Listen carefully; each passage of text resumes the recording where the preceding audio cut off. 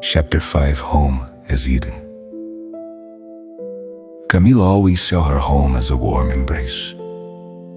It wasn't a fancy apartment, just a simple corner with chalk marks on the walls from Leo and Marina's childhood days.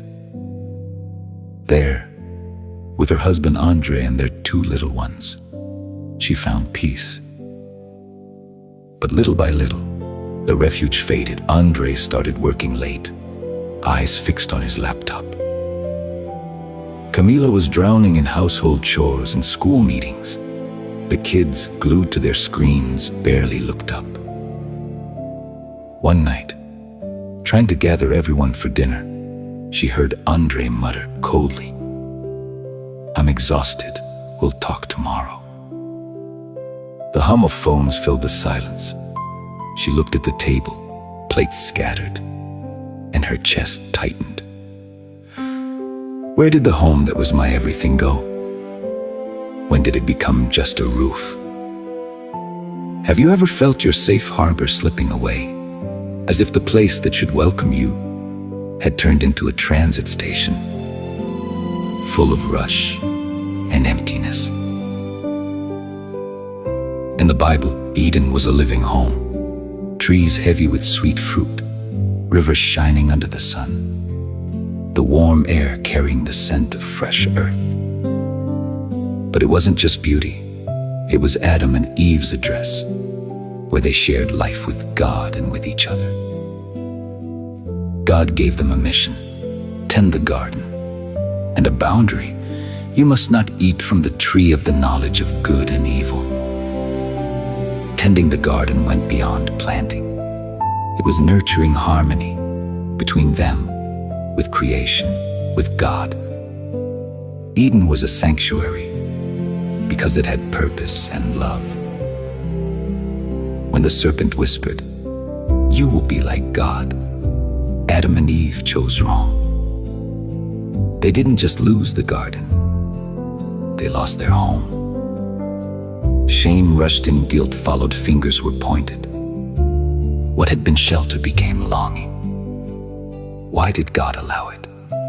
Because he wanted to teach something that still echoes today. A home is not just walls.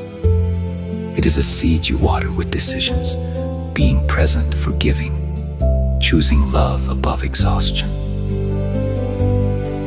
Look at your home. Maybe it's a noisy house with kids running around and dishes in the sink, or a quiet corner with your plants and a warm cup of coffee. The size doesn't matter. What makes it a paradise is what you plant inside it. Have you noticed how a genuine "How are you doing?" can change the whole atmosphere? Or how swallowing your pride after an argument can bring peace back? Like in Eden, what holds your sanctuary together are gestures, listening with full attention, sharing the weight even when you're tired, saying, "I love you," without waiting for anything in return. Camila decided to try.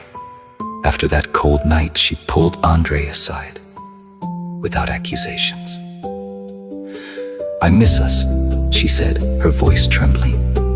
He hesitated, but he listened. They decided to set aside one evening to cook with the kids. Nothing fancy, just messy pancakes.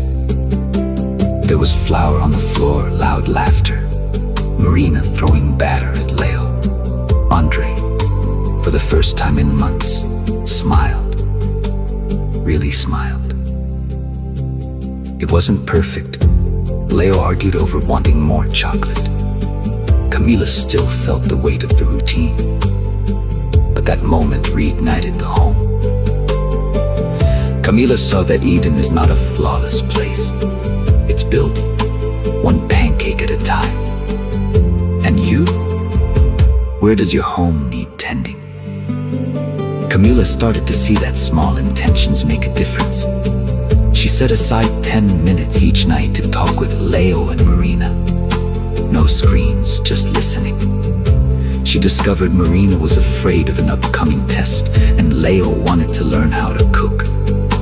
With Andre, they made a rule: no work after 8. It didn't always hold. Life still pressed in, but the home began to pulse again. It wasn't about having everything in order. It was about choosing to be there, even in the cracks, watering the seed of love that held them together. You can do the same today. Think about your home, whoever shares it with you, or the space that is just yours. Choose one gesture to bring it alive. Invite someone for coffee without phones.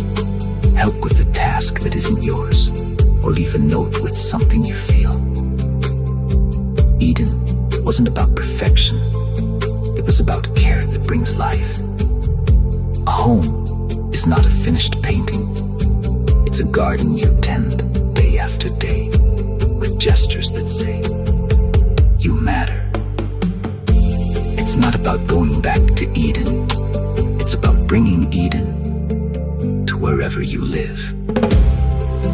Lord, you who made Eden a home of love, guide me to care for my sanctuary with an open heart. Give me wisdom to choose presence, courage to forgive, and strength to water love even in exhaustion. May my home reflect your promise, a place where connection blooms and peace finds room. Amen.